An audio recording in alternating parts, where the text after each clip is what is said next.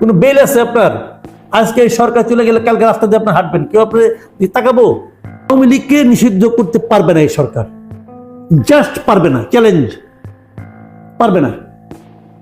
পারবে না এই কারণে ইন্টারন্যাশনাল প্রেশারের কারণে পারবে না। ওই যে দুই একটা তৌহিদি জনতা আছে না, যাদের ব্যাপারে শেষ পর্যন্ত বিরক্ত হয়ে মাহফুজ আলমকে বন্ধ স্ট্যাটাস দিতে হয়েছে, ওইরকম মবের মাধ্যমে দুই একটা আওয়াজ তুলবে। একটা দেশে 2 থেকে 2.5 কোটি লোক আওয়ামী লীগকে ভোট দেয়, যখন একদম কম দেয় তখনও 2.5 কোটি লোক ভোট দেয়। 2.5 কোটি লোককে আপনি বাতিল করে দিবেন, এত ক্ষমতাধর কেউ নাই। জামাতকে আওয়ামী লীগ নিষিদ্ধ করতে পারে নাই। আওয়ামী লীগ কি দুর্দণ্ড প্রতাপে ছিল, তার হাতে সব ছিল, প্রশাসন ছিল, সব ছিল। জামাতের মতো একটি ছোট দল, যে দলের সাকুল্যে ভোট কখনো সে 7-8% বেশি পায় নাই, সেই দলকে আওয়ামী লীগ নিষিদ্ধ করতে পারে নাই। আর আওয়ামী লীগ যেবার সবচেয়ে খারাপ করছে রেজাল্ট 2001 সালে, সেইবারও আওয়ামী লীগ ভোট পাইছে 40.13%। 40.13% ভোট পাওয়া দলে আপনি ফু দিয়ে নিষিদ্ধ করে দিবেন? ভাই, এত ফু ওর জোর আপনার হয় নাই। ধাক্কায়া চেয়ার সরানো যায়, হিমালয় পর্বত সরানো যায় না। বাই চান্স একটা হয়ে গেছেন, এগুলি বলে লাভ নাই। আসিফ মাহমুদ সজীব ভুঁইয়া, মুরাদনগর বাড়ি, মুরাদনগর ওনার বাবা বলছে ওর তার ছেলেটাকে ইলেকশন করবে। কোন মসজিদে কত টাকা দিয়েছে বলতে? 10 লাখ টাকা। ইলেকশন করুক না, জামানত ঠিক করে রাখুক, দেখি। ওখানে বিএনপি ক্যান্ডিডেট হলো এই যে কায়কোবাদ সাহেব, কায়কোবাদকে চিনে? ওখানে তার যে জনপ্রিয়তা চিনে, মানুষের হুমকি দিয়ে জনপ্রিয়তা পাওয়া যায় না। মানুষ বেয়াদবি পছন্দ করে না, মানুষ অধ্যত্ব পছন্দ করে না। কায়কোবাদ 5 বার না 6 বার এমপি, যেবার ইলেকশনে খেলা সেইবার এসে পাস করে। তারপরে তাকে দেখেন মানুষের সঙ্গে কথা বলার সময় কি বিনয় নিয়ে কথা বলে, কৃষকের সঙ্গে কি আচরণটা করে। এত সহজ না মানুষের ভোট আদায় করা।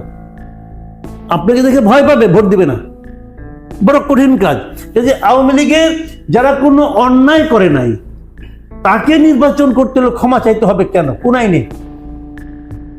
কোন আইনটা কি বোঝানো? আইনটা কি? আর একটা কথা বলি, যে কথা বলার জন্য আমাকে অনেক দিন ধরে সবাই খেলে আমাদের বলে আমি নাকি আওয়ামী লীগের পুনর্বাসন চাই। এই পুনর্বাসন চাই না, এগুলো হলো কথার কথা।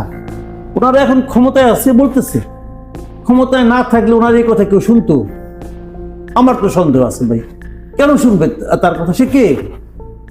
সে কোন অথরিটি নিয়ে এই কথা বলে? আওয়ামী লীগ থাকবে কি থাকবে না নির্ভর করবে এদেশের জনগণ আওয়ামী লীগকে চায় কি চায় না তার উপর। আপনি কে ভাইয়া যে আপনি বলতেছেন যে আওয়ামী লীগ এটা করলে এটা করতে পারবে? ওয়ারি এত সহজ না রে ভাই, এটাকে বুঝতে হবে। কাজেই আপনি বলতে পারেন যে আওয়ামী লীগের যে সমস্ত লোক, আওয়ামী লীগ কেবল না সব দলেরই, যে খুনি সে খুনি, যে লুটপাটকারী সে লুটপাটকারী। আওয়ামী লীগের কেউ যদি খুনি হয় তার বিচার হবে, খুনের বিচার হবে। আওয়ামী লীগের কেউ যদি বিদেশের টাকা পাচার করে তার বিদেশের টাকা পাচারের জন্য বিচার হবে। এই বিচার করতে গেলে আওয়ামী লীগের একটা বড় অংশ যারা নাকি শীর্ষস্থানীয় আছে, তাদের হয়তো নির্বাচনের বাইরে চলে যেতে হতে পারে, নেতৃত্বের বাইরে চলে যেতে হতে পারে, যাবে। তার জন্য আওয়ামী লীগ বসে থাকবে না। শেখ হাসিনা চলে গেলে আওয়ামী লীগ মারা যাবে না। আওয়ামী লীগ আর শেখ হাসিনার সমর্থক নয়। যখন শেখ হাসিনা না ছিল তখন আওয়ামী লীগ ছিল, তখন আওয়ামী লীগ ছিল, কাজে সমস্যা নাই। যখন শেখ হাসিনা থাকবে না তখন আওয়ামী লীগ থাকবে। ভাই, একটা দল গড়ে উঠবে তার মতো করে, তো সেই দলটাকে আপনি নিষিদ্ধ করে দিবেন, সেই দলের যে নিরপরাধ তাকে ক্ষমা চাওয়াবেন। ভাই, দুনিয়াটা এত সহজ না। বাংলাদেশ সম্পর্কে, এই দেশের মানুষ সম্পর্কে যাদের খুবই কম ধারণা অথবা একেবারেই ধারণা নাই, তারা এই ধরনের ছেলে মানুষের কথাবার্তা বলে। কেন? জাতিসংঘ কয়েকদিন আগে তদন্ত করলো না? ওই তদন্ত নিয়ে তো আপনারা খুব মাতামাতি করলেন, খুব খুশি হয়েছেন, আমিও খুশি হয়েছি যে শেখ হাসিনা দোষী, তার শাস্তি করতে হবে, অমুক তমুক সব ঠিক আছে। ওখানে বলে নাই তারা কোনো দল নিষিদ্ধের পক্ষে না। তা আপনি ওইটুক মানেন এইটুক মানেন নাকি? এইটুকু আপনার পক্ষে যায় না, এই জন্য তো এটা হয় না।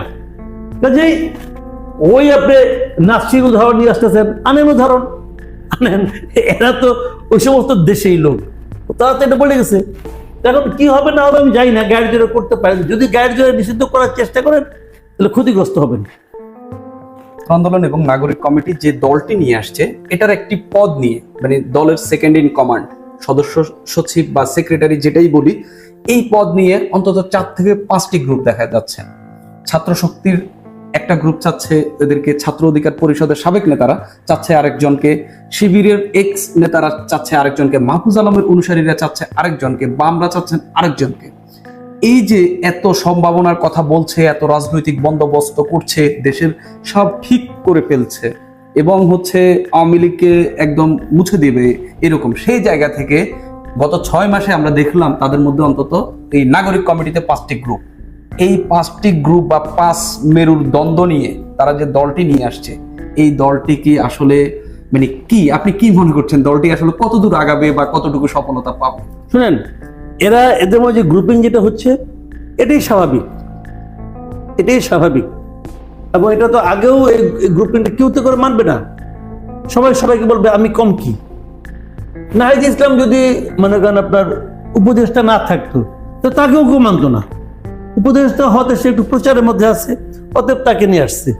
এখন তার যে নেতা আক্তার হলো তার নেতা, এখন আক্তার সাহেব সেক্রেটারি বাড়াচ্ছে, মানে শিষ্য হয়ে গেছে আহ্বায়ক আর তার গুরু হয়ে যাচ্ছে সেক্রেটারি। তো হোক, সমস্যা নাই। এখন ছাত্র শক্তি ভাই, এই আন্দোলনের আগে ছাত্র শক্তির নাম কয়জনে জানতো? খুব বেশি না। ঢাকা ইউনিভার্সিটি তারা সব নিয়ে নিবে। এটা বাম সংগঠনগুলি মানবে কেন? এটা শিবিরই বা মানবে কেন? আবার দেখেন শিবির, ওই শিবির, তুমি সাবেক শিবিরের নেতা, তো তুমি জামাতে যাও, তুমি এখানে আসতেছো কেন? তার মানে তারা যাচ্ছে এটাকে আমি আমার দলের বি টিম বানাবো। তো এই যে ক্যারিকেচার না, এগুলি ভাই চলতে থাকবে। এখন আপনি আমাকে বলবেন এই দলের সম্ভাবনা করতে। দেখেন, এই দল আসলে ওই যে গ্রামে একটা প্রবাদ আছে, আগে ছোটবেলায় যে বটতলার কিছু উপন্যাস আছে, উপন্যাসের নাম হলো যে ফুল না ফুটিতে, হ্যাঁ, ফুল ফুটে নাই তার আগে ঝরে গেছে। এদের অবস্থা ওরকম। এটা হলো কি কিংস পার্টিগুলোর, এটাই হলো গিয়া নিয়তি।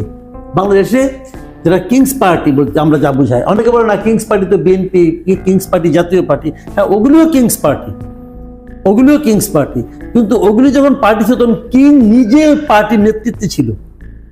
এখানে কিন্তু কিং নিজের পার্টির নেতৃত্বে নাই, এখানে কিং এর অনুগ্রহে পার্টিটা হচ্ছে। যখন কিং এর অনুগ্রহে পার্টি হয় তখন তার ভবিতব্য এরকমই হয়। যদি এই ঝামেলাটা না হতো, মনে করেন একদম আমি হাইপোথেটিক্যালি ধরেন যে এখানে নেতৃত্ব নিয়ে কোনো আপত্তি নাই, সবাই মিলে একজনকে নেতা বানাইলো, তাহলে তো এই আলোচনাগুলো আসতো না। তাহলে একটা ভালো পার্টি হইতো। সেই পার্টিও ইলেকশন হইলে পরে 10টা সিট পাইতো কিনা আমার সন্দেহ আছে। ভাই, বাংলাদেশে ভোটের রাজনীতি বড় জটিল, বড় জটিল। ওই আপনি টকশোতে 2টা কথা বলেন, আপনি এক জায়গায় গেলে আপনাকে পুলিশ আপনাকে প্রহরা দেওয়া নিয়ে যায়, আপনি আইন কামে বিশাল বিশাল ফিস্তি দিচ্ছেন, এইগুলি শুই না মানুষ আপনাকে ভোট দেয় না। মানুষের কাছ থেকে ভোট নেওয়াটা একটা দীর্ঘদিনের সাধনার ফল, দীর্ঘদিনের সাধনার ফল। আর বাংলাদেশে ইদানিং প্যাটার্নটা চেঞ্জ হয়েছে। এখন টাকা যে খরচ করতে পারে সেও ভোট পায়। তো আপনি টাকা খরচ করবেন, ছাত্র মানুষ কোথায় করবেন ভাই? যখনই করবেন তখন তো আপনি প্রশ্নের মুখে পড়বেন, তখন তো কোনো জবাব দিতে পারবেন না আপনি।